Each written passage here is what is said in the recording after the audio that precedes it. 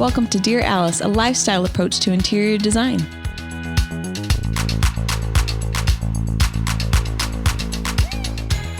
Hello, everyone. Welcome to Dear Alice. Today we are talking about trends we think should go. We have lots of opinions about this. It's very polarizing. So don't be offended. If you have this and you love it, you do you. That's great. That's the beautiful thing about interior design.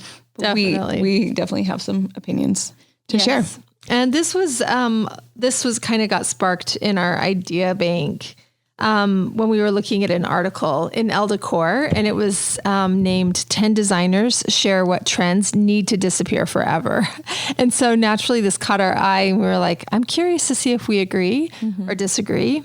So these are some of the greats, people that we look up to and we've all heard of. And so we'll let you know which designer it was and what they thought should go forever and what our thoughts are on that topic. So kind of polarizing, but I think it's going to be fun. And look up these designers. I think that's always a good idea for you as a listener to like kind of study them and see like if you align with their design style. Yes. And then you really understand if you would agree or not agree with them, you know, and like everybody has a different point of view too, right? So when you see some of these people and they're like classically trained, very extraordinary designers, pedigree designers, you're like, oh, okay. Yeah. I can see why. Yeah. Yeah. And I should probably trust them. Yeah. Yeah. Totally. Okay. The MC. Yes, that is me. Sorry, I forgot we're doing that. So the first one is from Ashley Hicks. Do you guys want to talk about Ashley for a second or no?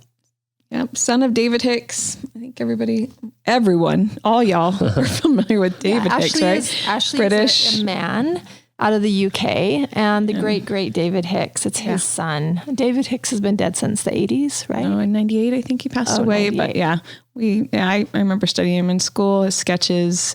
Anyway, brilliant British interior decorator and designer.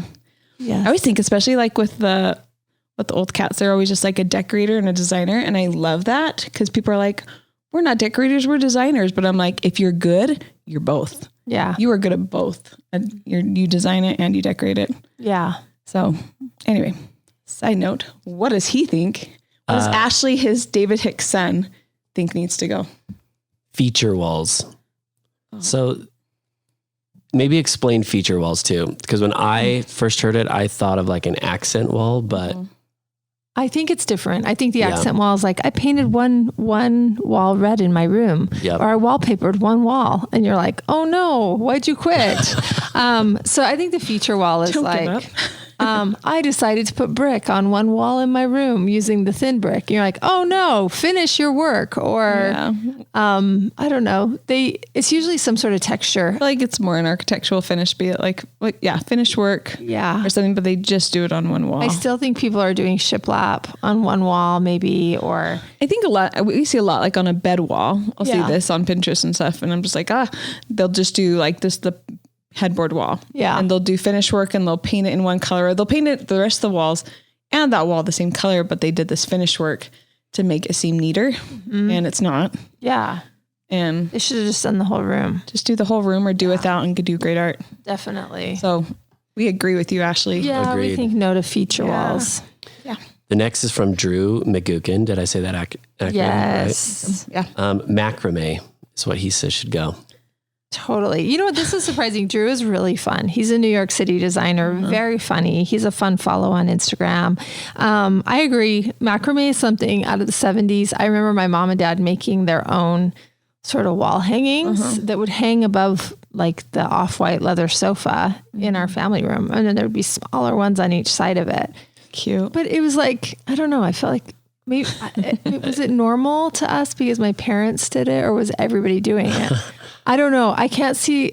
It seems like very anthropology. Yes. Yeah. Like it's a boho movement. Sort of, hippie chick and all your of teenage that. daughters probably love it. Yes. Let's just say that. They She's probably making her collect own succulents. bracelets. Yeah. And they have macrame on their wall and like that. And their mattress is on the floor because they prefer to live that way. Yeah. Even though you have a headboard. And they refuse to wear shoes. Yeah. Yeah. All times. Yeah. And they braid their hair. Yeah.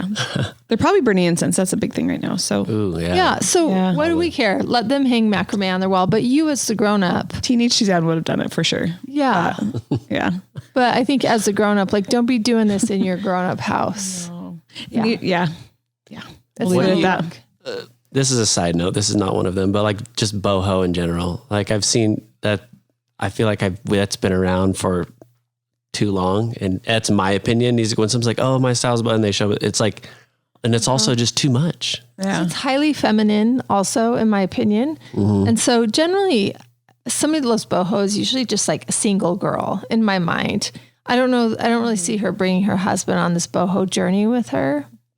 It's usually been the teenage daughters of clients that have related to this style the most. Yes. And so I think it's, probably opposite of what she sees her mother doing. Yes. And she thinks she's just in her own movement. And she's it's just like her as a person. And she's in a renaissance. Yeah. And it's called boho. Yeah, I agree. We don't see a lot of grown women making these decisions. Yeah. If anything, like the adult interpretation of that would be like organic modern. Do you know what I mean? Where you love plasters but it's a much more mature style that you've experienced at resorts in Mexico. Definitely. That's not boho to me. That's organic. Yeah. And beautiful and long lasting. And I agree. There's like a vacation. There's this really cool new thing that we're seeing a little bit pop up. It's by an artist called Taylor Kibbe, Taylor, and then Kibbe's Kibey, I think. Anyway, she's an artist. She's making, it kind of looks like macrame, but it's from ceramic chains. And they're like these wall hangings, like an installation. You know what I mean? It's not just art stuck in a frame. It's like this beautiful installation of, it looks like loops and loops and loops of rope or fabric, but really they're chains made from ceramic. And some of them are undone and they're like a color because they're like fired in a kiln. And it's so beautiful and really, really, really expensive, but extraordinary. So in my mind, I'm like, it's definitely not macrame. It's definitely kind of this beautiful undone vibe. Yeah. That is really hot. I think it looks really good in Scandinavian homes and more modern homes. Yeah. So I think that works. But like the macrame, I'd say at the most, if you do have a modern home, like maybe it's like macrame in the form of a, what do you call it a hammock? Do you know what I mean? Yeah. Maybe like that's where you pull it off, but you're not doing it on your wall for the most part. I think the difference of what you're talking about and macrame is that macrame is crafty. Yeah. If you see something that's crafty that you could make on a Thursday night watching a series, then maybe don't throw it. Like that's fine art. Yeah. I think what they're doing. And I've seen like kind of the same thing. We used to have an employee that would do these like massive installations of these fine cuts on paper. Do you remember that? Kendall. Anyway, she was a fine art degree major and she would like do these paper art and like, they were all just like, she would cut just so delicately, these incredible grids and patterns and stuff. And they would like hang like from ceiling to the floor and then they would puddle. Yeah. And like, that's not macrame, it's I fine art. So if you're drawn to something more ethereal and sculptural, search out for that, but skip the macrame tab. Agreed. Awesome. The next one is from Fern Santini, Suites of Furniture. Yeah, Fern Santini is a designer out of Austin, Texas. I agree. Suites of Furniture means that your chair matches your sofa, matches your love seat. Yeah. All your side tables, your cocktail table. You could. Yeah. Your side table is definitely like the younger sibling to your cocktail table, to your entertainment unit. They're all the same wood. They're all the same style. They all have the barley twist leg, or whatever, Yes. That definitely feels like you bought it out of a big box store. You bought the whole kit and caboodle because you just didn't know what else to do. Pack her up. Yeah. And you just, you put it in and it's one-stop shop and maybe you got to buy lamps at some point, but other than that, it's done. Or maybe the table came with the lamp. Yeah. So it's just like a look that definitely like a designer would never do because they're going to take the time to more artistically curate the entire scene. Yeah. Curate something that is uniquely you, much like a beautiful outfit, That reminds me of this place. This is a side note as well, but that was in Provo and I used to drive past it going Oak Plus. Oh, no, but, and I would just see this huge sign. This is before I worked at Alcide, I think, or maybe very early on. But they just had like scenes of, and you would just go and buy the whole thing. And it was called Furnish with a bunch of H's and then it. So you say furnish it. And I was like, why would you ever name your store that? And it's exactly that. Yeah. But so that's what that reminds me of. And that's always been, even before I worked here, I was like, I was always turned off by that. I would say the majority of humans think that that's a great idea though. Cause it's just like, they just might not know maybe better, it's a generation too. Yeah. You know what I mean? Like the younger generation's more like romantic and beg, borrow, steal. And I found thrift it and wherever. Yeah. Like one of my girlfriend's sons shops at what he calls the box store. And she's like, what's the box store? And he goes, oh, we just go in and like, we just pull clothes out of a box. And it's like a, you know, and we call it the DI, but it's Goodwill or something. A Goodwill. Yeah. He goes to Goodwill and just like gets used clothes and puts them on. And that's the style right now for kids. I have another friend who has a beautiful daughter that's a senior in high school, and she goes to the box store and like is wearing some old Cowboys, big turquoise belt, that's cool along with bell bottoms. Yeah, totally. So I think for sure they're more like beg, borrow, steal, throw it together. It's wild. It's fun. They wouldn't want a suite, but we know the generation that would, and they're probably, you know, like our parents. Yeah. Our parents are older, and to them, that's like the ultimate sophistication because everything matches for once instead of being like, this is my grandma's sofa that I recovered. And hand-me-downs. Yeah. Hand-me-downs. Yeah. So, today we craft a look and curate a beautiful space, but we don't ever try to match the love seat to the chair to the sofa. Yep. So, The next one is from Charles Delisle. Did I pronounce that right? Yeah. I think so. Yeah. Waterfall Countertops. Waterfall Countertops. That's funny that they said this. I think so many people still think it's such a thing. They're like, oh, this is a designer move. I'm going to have more stone. Yeah. It's going to be so sophisticated. It's tired. It's for sure tired. Yeah. We've done it in applications where it's done really in a very clever way. I don't even know if people could identify it as a waterfall.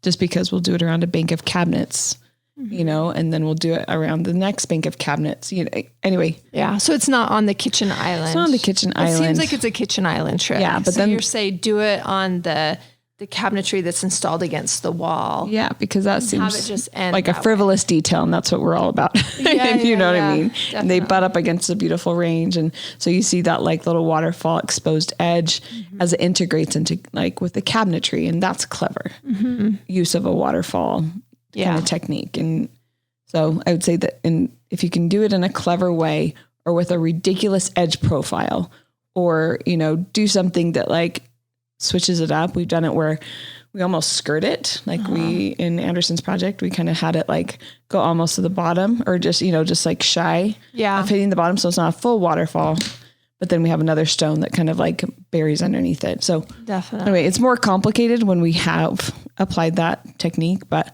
I think it's a really easy trick for people to understand and be like, it's modern. It's cool, you know? Yeah. But I'm tired of it in that application. Yeah. Definitely. I think another one that goes along with that, if we could skip down to the bottom one with granite countertops, I think that kind of goes hand in hand with this. Yeah. This is from Veronica Valencia. It's granite countertops and mosaic glass backsplashes. There are so many other cost-effective alternatives. Amen, Veronica. Cheers. Yeah. When I think of like the waterfall countertop, I'm like, I can see somebody moving into like a white kitchen or a gray kitchen, and they put granite, and they're like, well, let's waterfall it for extra money, and it will look so rich, you know. But you're like, stay away from granite, especially the granite waterfall. We don't need more granite. And then, yeah, I agree. The mosaic glass backsplashes, I think we could have talked about that like decades ago and said, don't do it. Yeah. No, it's a very stuck look. Like you remember when you first saw it, and I never I just want to forget it. Yeah. I hate it. But I will say, if you are in the price point of a granite and you're looking for it, there are interesting granites. Don't get the one that looks like mystery meat. Yes. Don't get the pebbly one. Yes. Because that one is just, it's cacophonous for the eye. Don't do it. But there are ones that have just like still some more interesting, larger scale veining. And we've seen some of these like pop up, and we're like, what is that? And they're like, it's a granite. And I'm like, oh my gosh. Yeah. Thank the heavens that like there's more than just the one mystery brown one that we saw forever. So definitely. What's our favorite? Is it called Super White? Super White's a great one. That was like when marble started to like, I remember when I first graduated back in like early 2000s, and like everyone was starting to kind of like dip their toe with marble. but not fully commit. But they're like, if we could find a granite, and super white was the one, and it's more gray. But it's a good alternative. And then there's some darker ones too with a lighter vein. I can't remember all their names, but when you go to your slab yard, just if you're confused that they're telling you it's granite and you're like, there's no way this doesn't look like granite, then that's probably good. Use that one. Yep. If you're doing it for hardness. But I think what she's referring to is you could get quartz probably for the same price as granite, or, a lot of other things. Honestly, I feel like, even Carrara marble is one of the cheapest things you can buy. Oh, it's way cheap. Yeah. It's cheaper than quartz. Totally. It's cheaper than anything, and there's a lot of it. When I was at the end of my budget building my house, in my basement girls' bath and guest bath, I just used Carrara because I was like, I can't spend any more money. This stuff's basic, really, really affordable. So just do that if nothing else. But nobody has to use granite anymore. It's just that it's really tired, and that builder didn't know any better. Don't you remember, like, in all the listings, they always say granite countertops? You know that they still would. Exclamation point. They still would today. Yep, they still do. Yeah. Beware. You might have to rip those out. It's nothing to boast. Yeah. That's awesome. Okay. The next one is from Caleb Anderson. It says barn doors and accent walls. There's that accent wall. Yes, accent wall is different than the feature wall. Thank you, Caleb, for clarifying. So Caleb is partners with Jamie Drake and his Drake and Anderson in New York. Jamie's King of Color.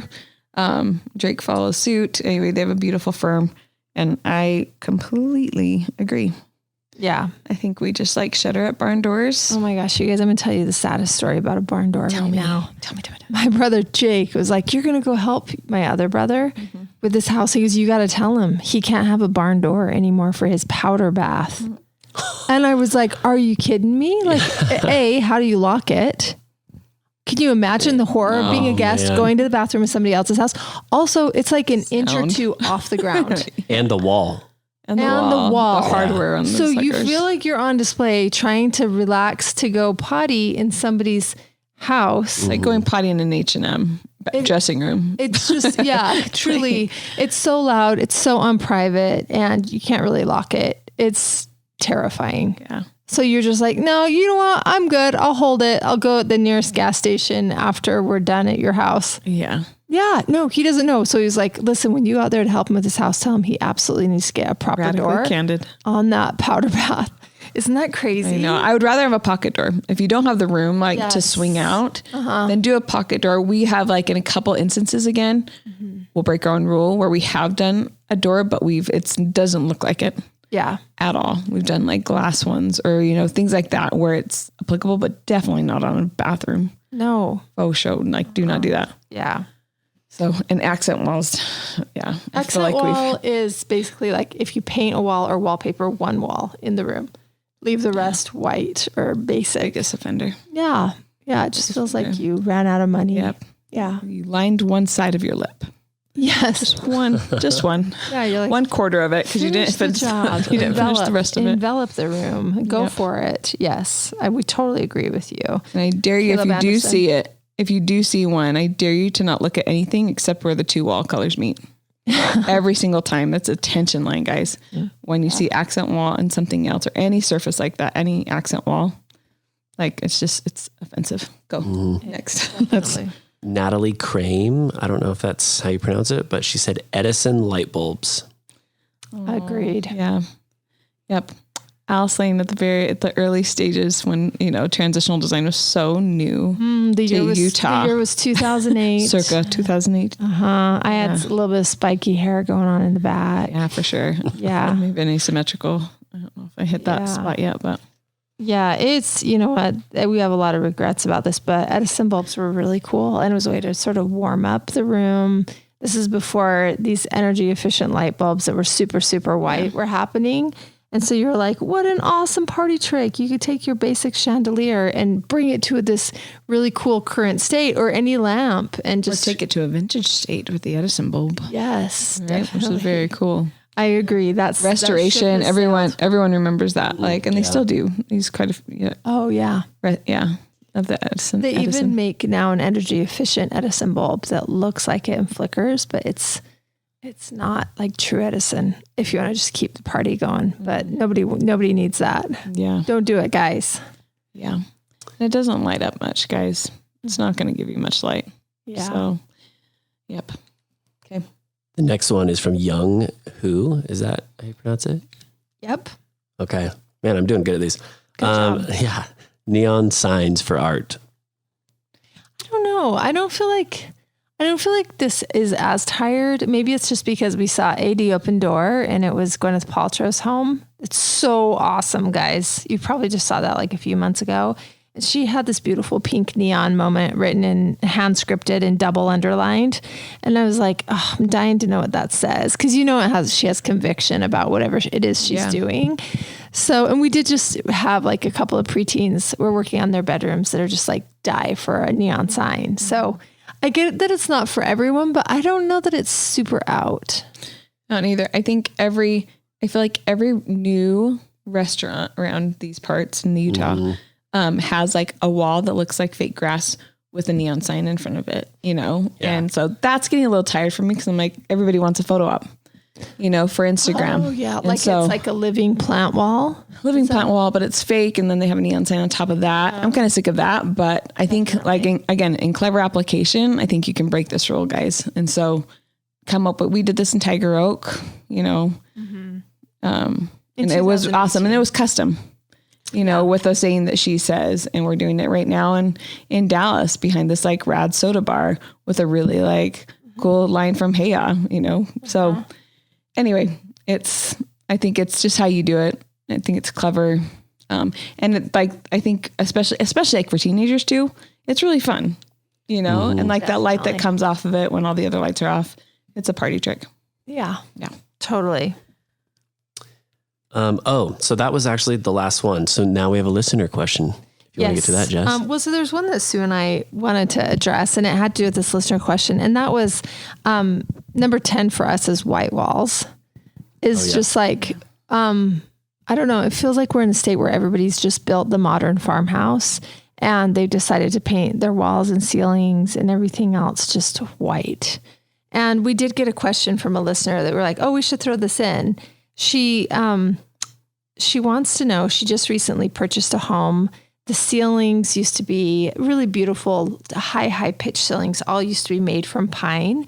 And the homeowner painted them a really, really vivid white, cool white to try and cover the pine, which we understand that problem. Yeah. Those warm woods just want to peek through. So she did 3 coats of it. And now that she's assumed the home from the old homeowner that's painted that ceiling white to update the home, she's like, should it be a warmer white?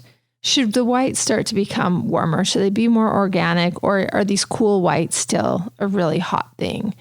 And I think because we've seen it so much, the white everywhere, it feels like they kind of phoned it in, right? Mm-hmm. The exterior of the home is white because it's a modern farmhouse, but there's nothing really farmy about it. It's just very, very white. Optic. Yeah. So are the walls, the ceilings, everything. And then usually there's like a white oak floor. So they're just super, super bright spaces that kind of lack personality and originality. And I think it's done. I think it's kind of tired. Unless you have the layers. Obviously I have white. Mm-hmm. In her applications, yes, I think you should paint it a warmer white. Yeah. Your ceilings. And then your cabinetry is also, I think, a bright white.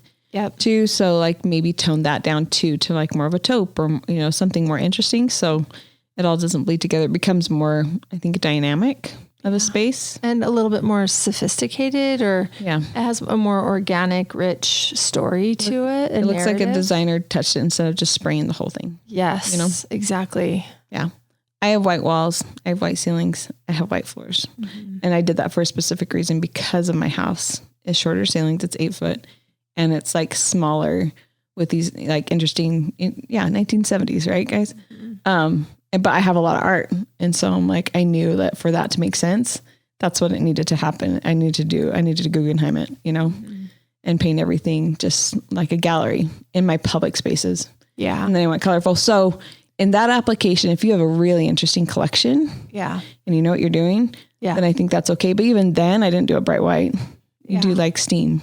from Benjamin Moore, which is a lot warmer. Definitely. So yeah, I think we will always go to a warmer white, but I think the era of bright white, and especially in these new homes where they're young, they don't have collections yet. It just feels like I'm going crazy. I also don't feel like your space feels overwhelmingly white because it's not like you have can lights in the ceiling. No. You know what I mean? And so you just don't have an overall super bright feeling when you're in there. It's still sophisticated. And then, like you said, your walls are covered in art. Your stairwell is covered in a rug that's hanging on the wall. And then your furniture is colorful. Your rug is pink, you know? So I think that your collection is so robust and dynamic that it does feel more like an art gallery in a warm, organic space than just overall white with can lights and huge windows and a white exterior. And like, guys, there's another color on the planet. Yeah. Totally. It's a good reset. If you're trying to figure out your color, you can start with it maybe. Yeah. But go warmer and then figure out what else it needs for layering. Yeah, that's great. I love that. Cool. Well, that is all the trends that we think should go.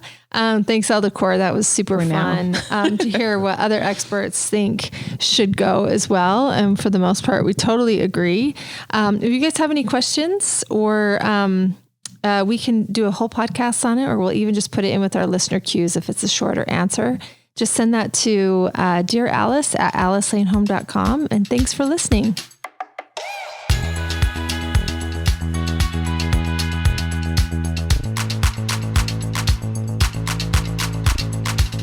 Hey, thanks for listening. If you like our show, please leave a 5-star rating.